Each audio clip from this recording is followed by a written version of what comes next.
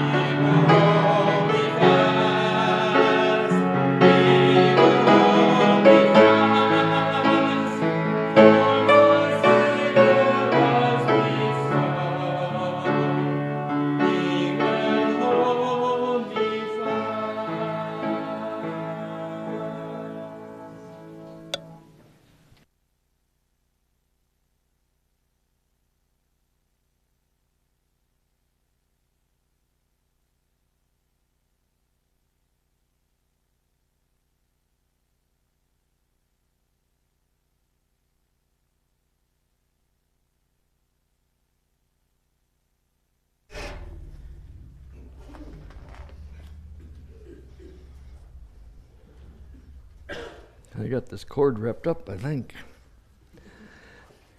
Anyway, it's good to have you back tonight as we continue our study in the book of Acts. And in our study, we are looking at the Apostle Paul. And this became one of the major themes once we hit chapter 9. And last week, we looked primarily at the importance of Paul, and there are 5 things that we'll look at here. There'll probably be a little gap between a couple of them, but actually this would be B, I forgot. A was the importance of Paul. B was Paul before his conversion, and so that's what we're looking at. Pre-conversion Paul. And then we will, next week, Lord willing, look in chapter 9 at the conversion of Paul. But we're looking now, well, what was Paul like before his conversion? And what does the scripture tell us? And most of what we know about Paul comes from Paul himself. There are 3 accounts of the conversion of Paul. I'm using this just as an example. There are 3 accounts of the conversion of Paul, and 2 of them are Paul himself speaking. The first, in Acts chapter 9, was written by Luke. And so Luke records his conversion, but then Paul uses his conversion in 2 defenses. So a lot of what we know came from Paul and also from the epistles, and we'll look at a couple of those tonight. So we're looking at Paul before his conversion, and if someone would ask, well, why is this important? Numerous writers would say, in order for us to fully appreciate Paul's conversion and Paul's ministry, we must understand first where he came from. So that's what we're doing. That's why we're looking at Paul before his conversion. What kind of a man was he? And so we have noted that he grew up under 3 cultures, had the Greek culture, the Roman culture, and the Jewish culture. And last week we took a little time to talk about the influence of the Roman culture, because Paul was born in Tarsus, and Tarsus, it wasn't, near Rome, but it was under the Roman Empire. And because of something that occurred 100 years, I think it was in the year 105 BC, about 100 years before Paul's birth, the citizens of Tarsus were granted Roman citizenship as a kind of favor to them for aiding Rome. And so that's why Paul, though born in Tarsus, could claim to be a Roman citizen because it was granted to all of the citizens of Tarsus. And as we noted last week, Paul used that, didn't he? He used his Roman citizenship to his advantage on several occasions, and that's something that we talked about last week. And it's something that I think is very current and contemporary as well. Paul and I were talking about some things after church and talking about Paul and how, on the one hand, Paul is very careful to tell us to submit ourselves to those who are in authority over us because they've been appointed by God for our good. And yet he used his citizenship, right? Took advantage of the fact that he was a citizen. It is written in the law, such and such, and I live under that law. So you have to treat me as one who's under that law. Won't go down that path. But Paul used his Roman citizenship. And, we talked about this previously, but, God used the Roman Empire for the advancement of the gospel, didn't he? With the building of roads, ease of travel, with safety and security as they traveled around the Roman Empire. Pax Romana, the peace of Rome be with you, things like that. And so God even used the Roman Empire to give advantage to the gospel. And so Paul grew up under this, And we see that influence of the Roman culture, the Roman Empire on Paul. Then we also began to note the Greek influence in Paul's life. He was born not in Jerusalem or in Palestine, but he was born in Tarsus. We looked at our maps last week. If you just want to look, we're going to talk about Tarsus again because Paul's going to bring Tarsus up. But if you look at the Missionary Journeys of Paul map, that's probably the map that shows it the best. You'll see Jerusalem down there in Judea. You have to go up through Caesarea, Damascus, and we'll talk about Damascus next week. Paul was on his way to Damascus. And you go up through Syria and over the northern part of the Mediterranean Sea right there as it bends to the left, and you'll find Tarsus, which is in Cilicia. And so that's where Paul was born. And we'll talk about how he left Tarsus a little bit tonight. But there's Tarsus, and that's the place of his birth, and he had some Greek influence there because Tarsus was a very influential city. It had a very large Jewish population there. There was a large synagogue. But most of the Jews there, even those that were Orthodox, that were loyal to Judaism, they still lived in a Greek culture. And so it's surmised that Paul, as someone put it, Paul spoke Hebrew at home and Greek in the streets. Just had to speak Greek. Had to move around a Greek city. So he would have come under the influence of both Judaism and the Greek culture there in Tarsus. So Paul demonstrates, we looked at a couple places last week, Paul demonstrates that he's not only fluent in Hebrew, or perhaps Aramaic, but we'll just say Hebrew. He was fluent in Hebrew, but also in Greek. You know, there's a place where they got this tribute, and you know, the guy who arrested Paul, and he says something to him in Greek, and the guy says, "Oh, you can speak Greek," and he goes on and speaks Greek to him, and he's kind of surprised by that. So he demonstrates ability to speak and to write Greek, but there's also a couple of indications that Paul probably spoke Latin. If you care where that is, it's interesting a little bit anyway for me in Romans 15. No proof, but sort of suggests the idea that Paul knew Latin.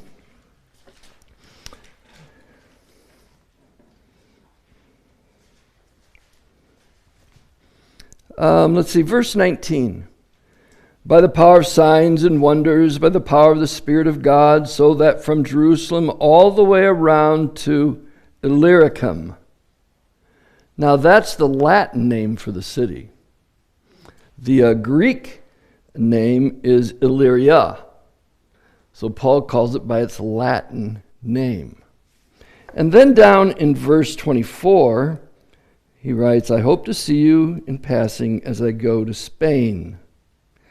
So most commentators would say that probably indicates that Paul knew Latin. He's going to go to Spain and he's going to preach the gospel, isn't he?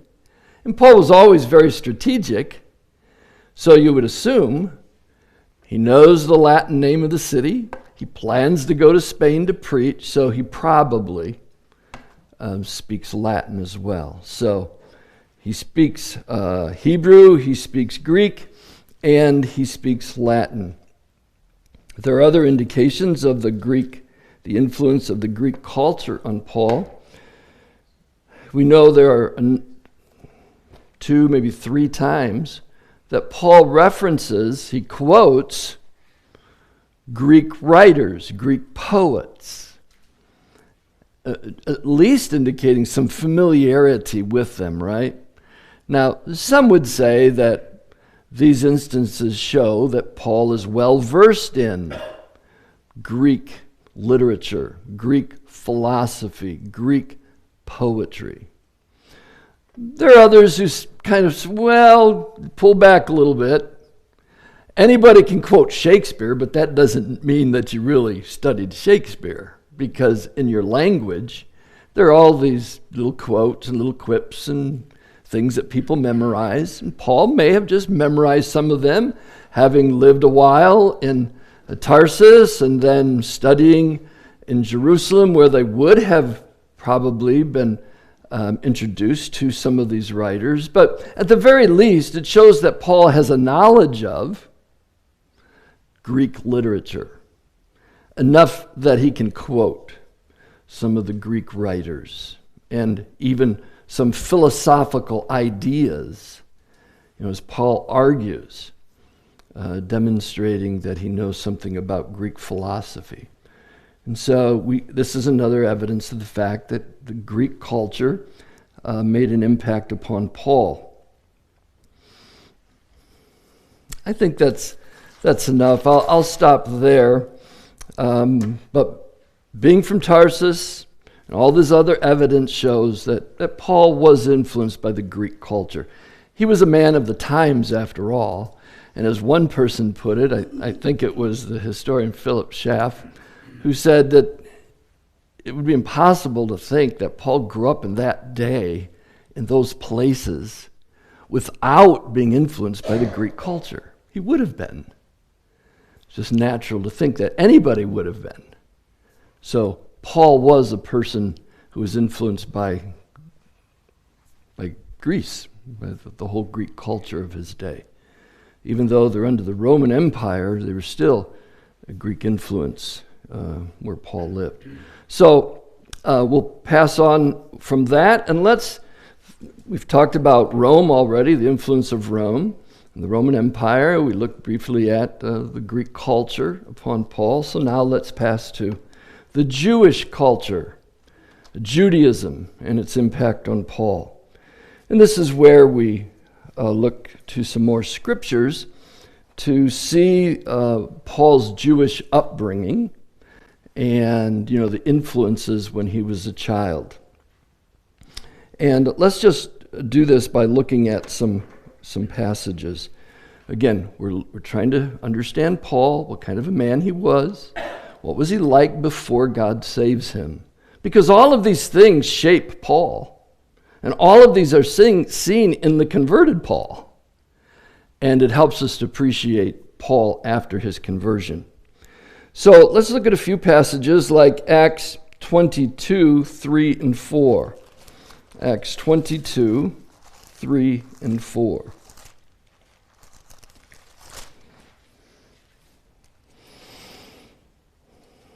Now this is that episode I just mentioned a moment ago where Paul speaks to the tribune in Greek, and he says, well, do you know Greek? And he's kind of surprised by this. Aren't you one of the assassins who came out of the wilderness? And so as a part of that, in his defense, verse 2, this is chapter 22, verse 2, when they heard that he was addressing them in the Hebrew language, and he had just been speaking Greek, they became even more quiet. And he said, I am a Jew. Now, as one writer said, this is, Paul's fundamental identification. His fundamental identification. He is a Jew. And notice up in verse 39 of the previous chapter, just a few verses back, Paul replied, I am a Jew from Tarsus in Cilicia, a citizen of no obscure city. And Tarsus was no obscure city. At Paul's day, it's estimated that the city was about 150,000 people, highly educated. They had one of the world's largest universities and libraries. We all know about the universities and libraries in Athens and in Alexandria. There were 3 major universities and libraries at that day, and one of them was in Tarsus. Tarsus, Athens, and Alexandria in Egypt. So this is no obscure city. This is a big place. This is an important place. But in both cases, he begins by saying, I am a Jew. That's his fundamental identification.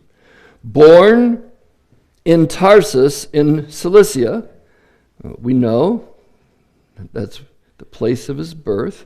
And then he says, but brought up in this city, Jerusalem. So Paul was born in Tarsus, but brought up, we would say, that's the city where I was raised, right? I was born and raised there. So Paul was born and brought up, born in Tarsus, but brought up in this city. So when did Paul move, right? He had to be young because he was brought up in Jerusalem. So if you put things together that Paul is brought to Jerusalem, that we find out that he studied under Gamaliel, which is what he says here, brought up in this city, educated at the feet of Gamaliel. Now that's just a pronunciation that I am familiar with. Some pronounce it Gamaliel, but I'll just go back to the one that I knew as a kid, at the feet of Gamaliel, according to the strict manner of the law of the fathers. And so at some point, he was brought to Jerusalem probably by his parents. Now, there could only be one of two ways that this occurred. It could be that in order to study in Jerusalem under one of the great teachers like Gamaliel, who was the greatest of the teachers at the time, he was called the beauty of the law. But he would have had to have been 13 years old. So it could be that his parents shipped him off to Jerusalem to go study at the age of 13. Others think if the way it normally went, they think that Paul's father, who was a tent maker, was also a Pharisee. And so, being a Pharisee himself, it would be natural for his son to become a Pharisee. And so, he may have moved his family to Jerusalem before he was 13. You know how it is, even in the States? People, obsess over where their kids go to school sometimes, right? You got to go to the best schools. And we know that some places, they're obsessed even with preschool. You got to get the kids into the right school. And sometimes you have to move, right, to go to a city so that your kids can get in the best school. Well, that was a common thing as well at that time. And it may be that his father moved the family to Jerusalem so at the proper time he could begin his studies under Gamaliel. One of those had to happen. Either they sent the kid to Jerusalem, which doesn't seem likely. Most say they probably moved there. Several authors say he probably moved there around the age 10, but who knows. But as a young man, so that even though he was born in Tarsus and came to Jerusalem at a young age, he could say that he was brought up in Jerusalem, which would suggest that his parents were there and he was brought up there. So he was a Jew, born in Tarsus in Cilicia, a well-known city, a place where there was a large Jewish population, there was a large synagogue, but brought up in this city, brought up in Jerusalem, and educated at the feet of Gamaliel. And as I said, or maybe I didn't say it, there were two leading schools at the time. One was taught by Gamaliel, and the other was taught by, I think his name was Hillel. It was the school of Gamaliel and the school of Hillel. And everybody wanted to get into those schools. And of the two, the school of Gamaliel was a little more broad-minded. The school of Hillel was a strict school in preparation for young men who were going to become rabbis. And they were both schools that led them to be Pharisees. And so of these two schools, the other, I think his name was Hillel, that was very strict according to the law, whereas Gamaliel was, I've read, a little more open-minded, a little broad-minded, including things like the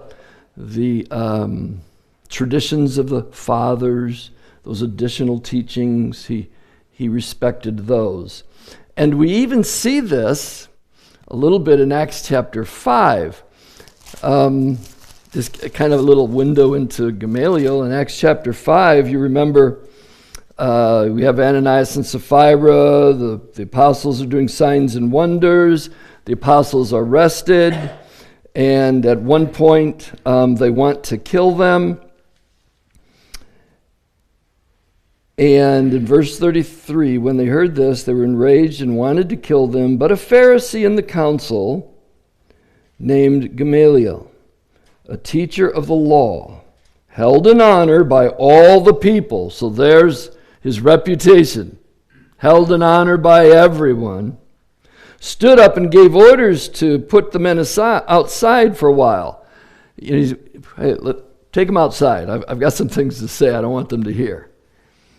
So he said to them, men of Israel, take care what you're about to do with these men, and be careful. For before these days, Theudas rose up, claiming to be somebody, and a number of men, about 400, joined him, and he was killed. And all who followed him were dispersed and came to nothing. And after him, Judas the Galilean rose up in the days of the census and drew away some of the people after him. He too perished, and all who followed him were scattered. So, in the present case, I tell you, keep away from these men, let them alone. For if this plan or this undertaking is of man, it'll fail. But if it is of God, you will not be able to overthrow them. You might even be found opposing God. Kind of a broad-minded approach. Leave them alone. We don't have anything to worry about. If it continues, it's of God. And if it's not, it'll die out. And of course, they listened to him. Instead of killing them, they beat them and ordered them not to speak of the name of Jesus. Just a little, there's our first window of Gamaliel and Paul, or the apostles. But here we find that Paul was trained at the feet of Gamaliel according to the strict manner of the law, which means a Pharisee. The Pharisees were the strictest sect of the Jews, weren't they? Very careful to keep, every dot, cross every T, just very careful to obey the law, very strict. And then he says, in being zealous for God, as all of you are this day. Being zealous for God was very important to the Jews. You may recall that in the Hebrew, the word zealous and jealous are basically the same word. God is a jealous God. Well, God is zealous for his own name. So they were very zealous because God was zealous. And it was very important to the Jews to be zealous for Judaism, zealous for the law. And so Paul says, being zealous for God as all of you are this day. And we'll stop reading there, but that gives us a little window of information to Paul. Born in Tarsus, yes, but brought up in the city. Why is he in the city? Educated at the feet of Gamaliel, and according to the strict manner, educated to be a Pharisee, and very zealous for God. Turn over a couple of pages to chapter 26.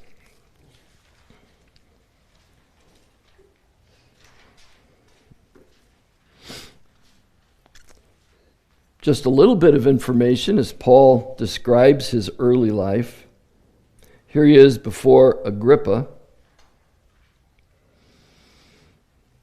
in verse 3, especially because you are familiar with all the customs and controversies of the Jews, therefore I beg you to listen to me patiently.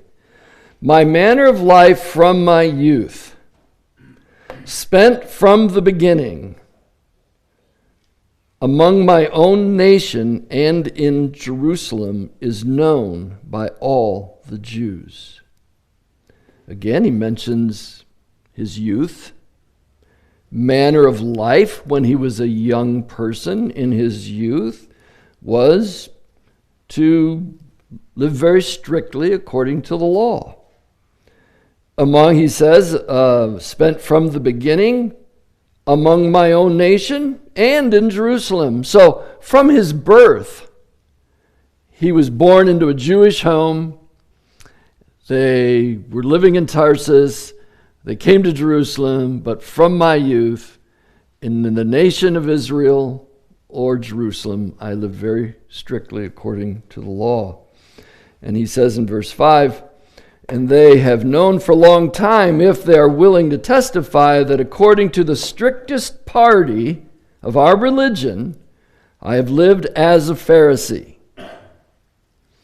And so there's some more information, Paul just describing from the time of his youth to the present time in just a couple of verses, pointing out where he was from and how he had been living all along. And now turn to Galatians chapter 1. We go outside of the book of Acts to read a few things concerning Paul in Galatians chapter 1.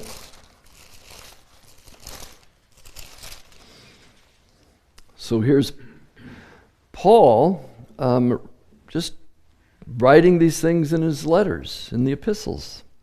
In Galatians chapter 1, verses 13 and 14,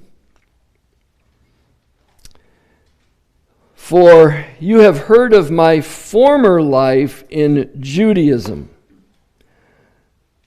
how I persecuted the church of God violently and tried to destroy it.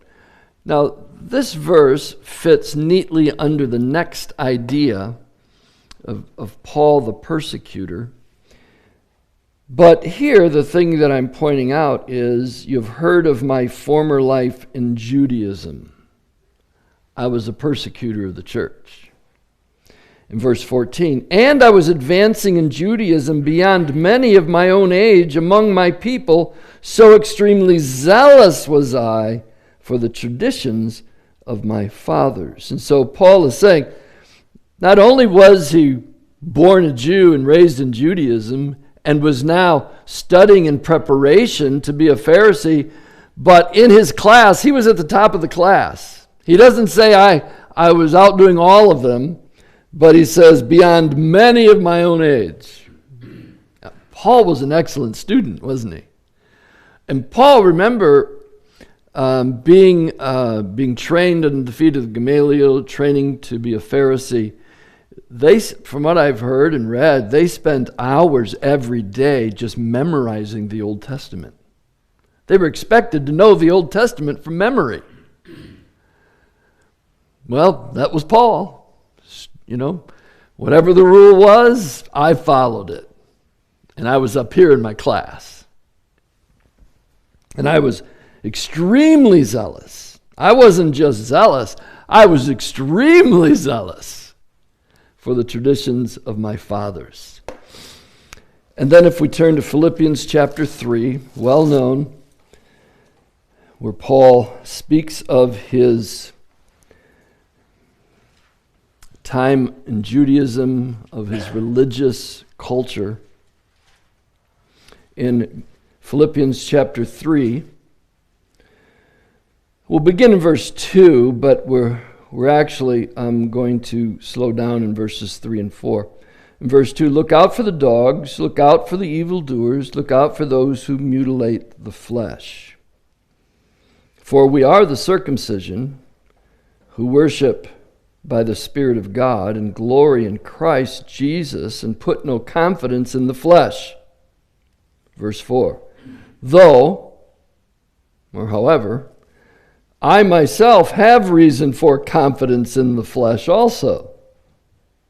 Now, we shouldn't put confidence in the flesh. But if we're going to put confidence in the flesh, I have a reason to boast. If anyone else thinks he has reason for confidence in the flesh, I have more.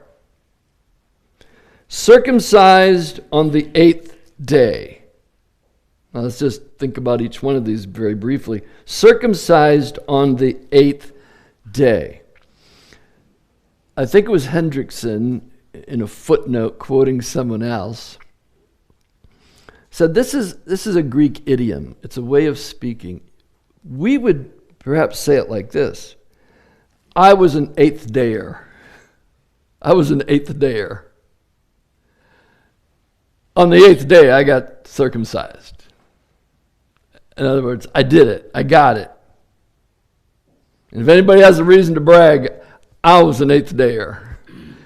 Just like in the Old Testament, right? All those who were circumcised on the 8th day, Jesus was circumcised. I was circumcised on the 8th day. In the flesh, I can boast because I'm one of them. Then he says, of the people of Israel. Now, he's identifying with Israel itself, with the whole people of Israel. I'm one of them. I'm an 8th dayer. I identify with the whole people, the whole nation, God's chosen people, Israel. The tribe of Benjamin. Now, this is not as clear as you might think. I read a number of commentaries, looked online, and there's not a lot of agreement as exactly what Paul is, why he's saying this. Of the tribe of Benjamin. There are multiple reasons why Paul might be mentioning Benjamin, but at the very least, the point would be that of all the tribes, Benjamin was perhaps the most loyal. They had problems, but they were perhaps the most loyal. And if you follow the line of Israel and the tribe of Benjamin, I can follow my lineage through the line of Benjamin. I mean, that's his point, regardless of maybe some of the reasons why he's saying it. I'm of that tribe. I identify with that tribe. Then he says, and a Hebrew of Hebrews. What's a Hebrew of Hebrews? I mean, you're Hebrew or not, right? Well, Paul probably is referring to the fact, first of all, his parents were Hebrews, right? Now remember, there are Judaizers in the church. And some of them are Jews, but some of them would be Grecian as well, Hellenists, who are of a mixed culture. But Paul says, I'm a Hebrew of Hebrews. I have Hebrew parents. If anybody's a Hebrew, I am. But I'm also just a Hebrew. It would be, as one commentator said, it's like he's a pure blood. The purest of the pure. He's a Hebrew of the Hebrews. As to the law, well, we already know. He's a Pharisee. Strictest, right? Paul even said in a couple of places, the strictest sect among the Jews were the Pharisees. And so that's him, a Pharisee. As to zeal, talk about zeal. I was a persecutor of the church. As to righteousness under the law, blameless. You know, the Pharisees boasted in this, and their boast really wasn't too far off the mark. The Pharisees were very strict observers of the law. They were very careful to observe every, point of the law. The problem was, of course, on the inside, right? They were just corrupt on the inside. But Jesus even recognizes, on the outside you look great. But on the inside, and he had several things to say about them. But But concerning the law, he was a Pharisee, and so he could say that he was blameless concerning the law. But whatever gain I had, I counted it as loss for the sake of Christ. So here's just another window into the upbringing and the teaching and the life of Paul before his conversion. All of these things were important to him before God saved him. Because then he says, but, I count all of these as just rubbish for the sake of the cross. So, some more insight into Paul. So, let me see, one more verse. Let me just look. I think there's a little statement here.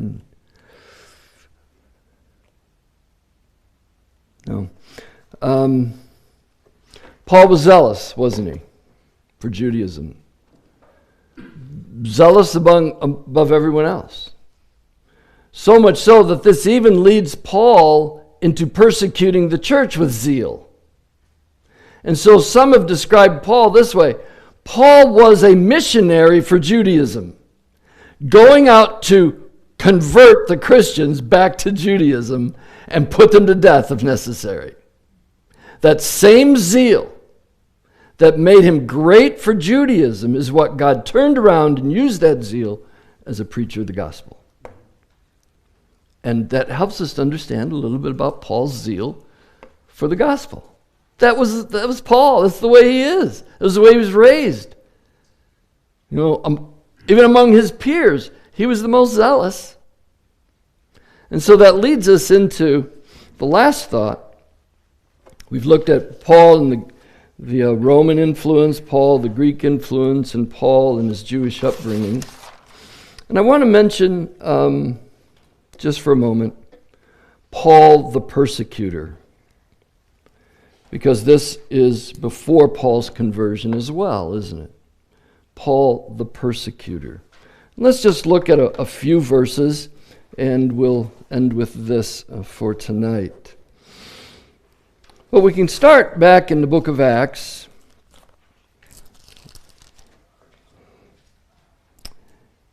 In the book of Acts, remember, Stephen was murdered, murdered, put to death, martyred, stoned to death. In verse 8, and Saul approved of his execution. And then in verse 3, this is 8:3, and Saul was ravaging the church, and entering house after house, he dragged off men and women and committed them to prison. Do you get that picture in your mind? He was ravaging the church. Now, that ravaging, I understand, it has the idea of laying waste. It was a term that they used. It was a military term when an army would go in and just level a city. They ravaged that city. They laid it waste. Well, that's what Paul is doing. Paul is going out and ravaging the church. Laying waste. Even going in house to house. Dragging off men and women. You get that? And Pastor Job talked this morning about, the Babylonian captivity and how they just take kids right out of the home. They're going into the house and dragging off mom and dad and probably kids. Taking them back to Jerusalem. Why? To prosecute them as criminals so that they can torture or perhaps kill them. That was Paul. Or flip over to chapter 9, verses 1 and 2. But Saul, still breathing threats and murder against the disciples of the Lord, went to the high priest and asked him for letters to the synagogues at Damascus, so that if he found any belonging to the way, men or women, he might bring them bound to Jerusalem. That's what Paul is doing, is just, he's on his way to Damascus, because the next verse, he was on his way to to Damascus, and suddenly a light from heaven appeared. But Paul had gone to the high priest, getting letters, authority, to go to the various synagogues and pull out Christians. Anyone who was a follower of the way, and that was an early term, wasn't it? Because Jesus was the way, the truth, and the life. And it was a way of mocking. It wasn't a compliment. They were mocking them, like the word Christian. That was a term, of scorn. They're little Christs. That's what Christian is, right? They're followers of the way. It was to mock them and scorn them. And so he went around looking for those who were followers of the way. Didn't matter to him, men or women, to bind them up and bring them back to Jerusalem. Breathing threats and murder against the disciples of the Lord. Paul was a bad dude. Try to picture somebody today who would do these kinds of things. That is a bad, evil man.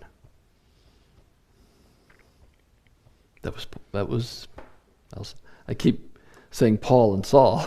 That was Saul at the time, right? That was Saul. Now, he had a Greek name, Paulus, but there's a certain point in the narrative of Acts that his name switches from Saul to Paul, and we'll talk about that in another lesson. But this is Paul. In chapter 22, we just read a moment ago, but in chapter 22,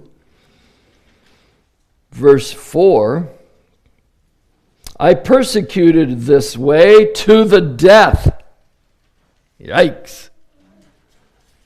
Binding and delivering to prison both men and women, as the high priest and the whole council of elders can bear me witnesses.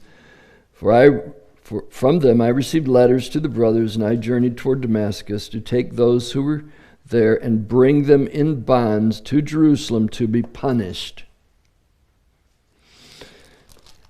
Chapter 26, verses 9 through 11, Acts 26, beginning in verse 9. I myself was convinced. This tells you what Paul believed. I was convinced that I ought to do many things in opposing the name of Jesus of Nazareth. I was convinced of it. I believed this, that I had to do this. And I did so in Jerusalem. I not only locked up many of the saints in prison after receiving authority from the chief priests, but when they were put to death, I cast my vote against them. And I punished them often in all the synagogues and tried to make them blaspheme. And in raging fury against them, I persecuted them even to foreign cities. He's tracking them down from city to city. You try to get away, Paul's going to find you. He's going to find you and track you down. He's going to bring you back to Jerusalem. And if you get a death sentence, Paul's going to throw his vote in. Guilty. Kill them. Wow.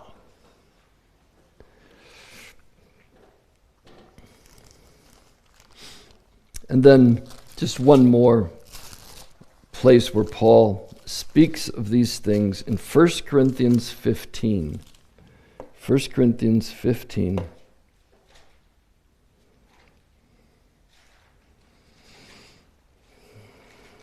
And here Paul uses his past life as a contrast to his present life. Verse 9. For I am the least of the apostles, unworthy to be called an apostle, because I persecuted the church of God. But by the grace of God, I am what I am, and his grace toward me was not in vain. On the contrary, I worked harder than any of them, though it was not I, but the grace of God that is with me. Whether then it was I or they, so we preach, and so you believe. Even now, Paul could say, in my old life, I was zealous. I did more than anyone. And he could say in his present life, he outworked all of them. It's just Paul. And he persecuted the church of God. Next week, I'm hoping to show about 12 or 13 minutes of a video clip of a man. He's from TEDS, or Trinity Evangelical Divinity School in Wheaton, Illinois, who is following the path of Paul and looking at Paul before his conversion. And he speaks to a Jewish pastor, a Christian pastor in Jerusalem. And they talk about some of these things. That Paul, who were these early Christians? They were, for the most part, Jews, weren't they? He's a Jew. He's tracking down and killing his own people. Family. Blood brothers. Doesn't matter to him. He believed that this is what God had called him to do. To persecute the church. And then, while he's on his way to do that, just before he enters the city of Damascus, God meets him. The Lord appears to him, doesn't he? And that changes everything. But that's the background of Paul. That's who Paul was before his conversion. Whether it was the Greek culture that influenced him, the Roman culture that influenced him, or his Jewish culture, the culture of his upbringing, and his zeal for Judaism. And that's where this part of the story ends. Any comments or questions?